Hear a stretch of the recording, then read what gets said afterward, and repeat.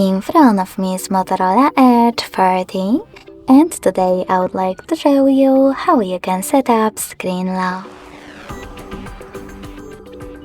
Begin by opening Settings and scrolling down to access Security and Privacy.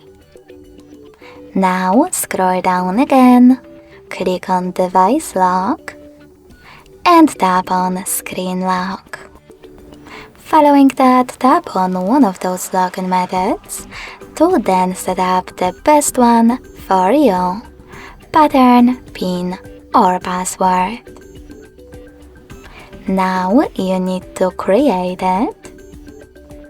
Choose Next at the bottom right corner and repeat it in order to confirm it. Then hit Confirm. Over here, tap on one of those options to set up the best one for notifications on your locked screen.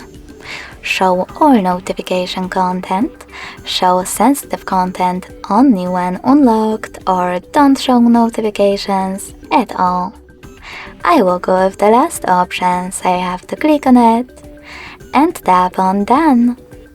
Finally, when I switch off my screen, then turn it back on, I can see that pattern is now required. Thanks so much for watching. If you enjoyed this video, smash that like button, comment and subscribe. Bye!